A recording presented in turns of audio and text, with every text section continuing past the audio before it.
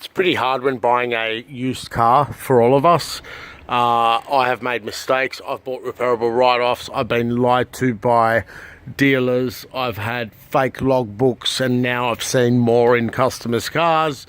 You've got the boys at Honda ripping logbooks out of the Hondas and then redoing them, and all sorts of shit going on. And when buying a car, you must be vigilant. And this is the irony of it. I don't have the time nor the resources at the moment to make proper, pre-purchase or, buying a used X-Trail. I've just noticed the badges are missing off this car. Okay, now this poor guy bought an X-Trail.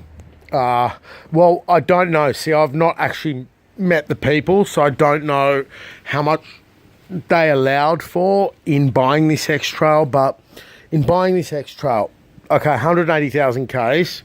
I've had 3 customers where the diffs have blown at various stages of the car's life. Some of them I never always saw. Another one we serviced. So you've got the diffs and the engine lights and all that sort of stuff. Headlights that go yellow or that are in good order like these. You've got the risk of corrosion, of underbody damage from fall driving, and all the sort of stuff that you've got to have common sense in knowing. But the problem with these X-Trails is they have cylinder head failures in them. They have, issues with bad coolant. They have the radiators going like a lot of cars do. But on top of that, you've got lower control arm bushes, heavily wearing brakes, steering boots, drive shaft boots. Now, the things I'm naming are all faulty on this car. One good thing is the clutch is okay here. It's actually been done, but I've had a few other vehicles like this where the clutch has been done, but they've used such a cheap remanufactured rubbish clutch that the thing feels like it's fucked, or it's picking up that far off the floor or stuff like that. So when buying a used Nissan X-Trail, you want to look for a couple of keys and service history and all that, but you also want to check the coolant. You want to check that the engine oil, obviously like any car, hasn't been abused.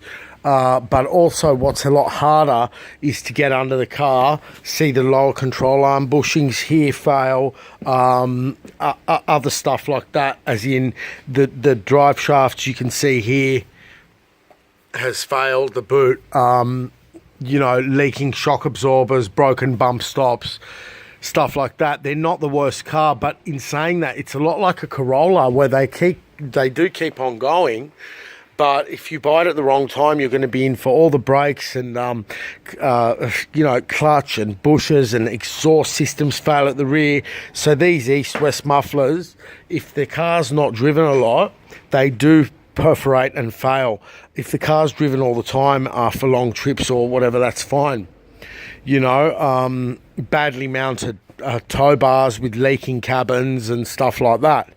So, look, it's not the worst car, and I don't know what this person paid for it. I do have a feeling from speaking to him that he's allowed for all this, and he knew. He rang me, he said, look, all the brakes are going to be gone, I want to service. I said, look, I'm not going to service anything until I get to know your car, and then I give him a list this long, and he'll approach that list as time goes by. He'll do the lower control arm bushes next time and stuff like that.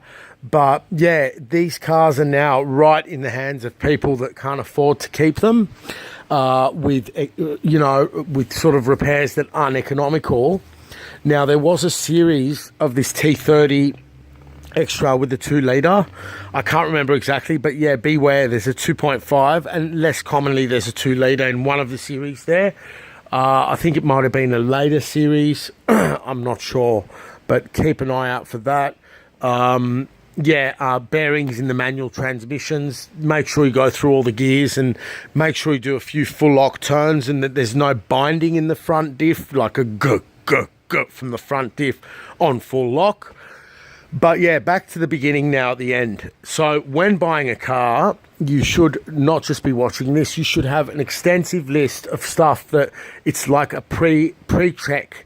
You don't need to be with the car to ask them if it's got 2 keys. You don't need to be with the car to say, has it been pranged? Not painted with a scratch, but has that car been pranged? Because when I come and check it, I'm going to find out whether that's been pranged. I'm going out of my way. My time's valuable. If they start stuttering and choking on the phone, just fucking hang up on the spot. But when buying a used car, it's one thing. When buying a used 4-wheel drive that has been sometimes, you know, put through something that a Land Cruiser could only handle, then that's another. So I've had these X-Trails with very, very severe underbody damage, a lot of corrosion on stuff from endless amounts of mud that they've gone through. Bearing in mind, this is not a Land Cruiser. You know, these cars are not made to do like rocky descents and stuff. What you're going to get subframe bushes failing. You know, you're going to get everything failing. But as with any 4-wheel drive, check out for damage under the vehicle. You know, brake and fuel lines that have been corroded or hit by huge stones. I've seen Prados with brake and fuel lines crushed, like that's gone over massive boulders and that.